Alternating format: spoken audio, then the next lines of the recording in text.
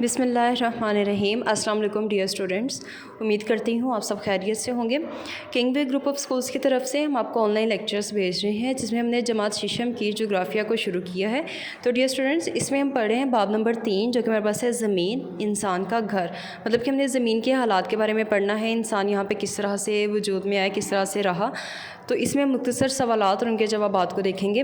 तो आज का हमारा सवाल है, ज़मीन पर मौजूद कुदरती कुर्रों के हमने नाम लिखने हैं। ज़मीन को 4 कुर्रों में मतलब 4 हिस्सों में तकसीम किया गया है। कुर्रा हवाई, कुर्रा हिजरी, कुर्रा हयाती और कुर्रा आबी। मतलब कि ये 4 हिस्से हैं जिस पर ज़मीन पर रहने वाली जो ज़िंदगी है उसका दारोमदार इन चारों कुर्रों पर है।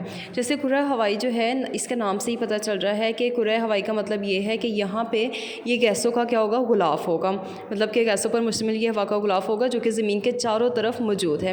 उसके बाद कुर्रा हिजरी से क्या मुराद है कि ज़मीन की सतह का रकबा 510 मिलियन मुरबा किलोमीटर है और 29% हिस्से पर खुश्की है, और ये वो हिस्सा है जिस पर इंसान आबाद हैं।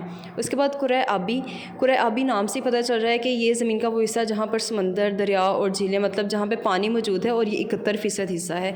कुर्रा हयाती जो है, इसमें हैवानी, नबाताती और इंसानी ज़िंदगी शामिल है, और इसका दारोमदार जो है वो बाकी कुर्रों पर होता है। मतलब बाकी कुर्रे होंगे तो ये कुर्रा जो है यहाँ पे इंसान अपनी ज़िंदगी बसर कर सकते हैं। जैसे अभी आप डिफरेंट कुर्रे देख सकते हैं। कुर्रा आबी जो है वो भी आप देख सकते हैं, जो कि समंदर, दरियाओं और झीलों के पानी पर मुश्तमिल होता है।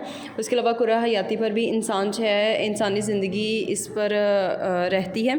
तो ये सारे कुर्रे जो हैं ये हमने आज के लेसन में पढ़े हैं। आपने इसको अच्छे से याद करना है। Stay home, stay safe.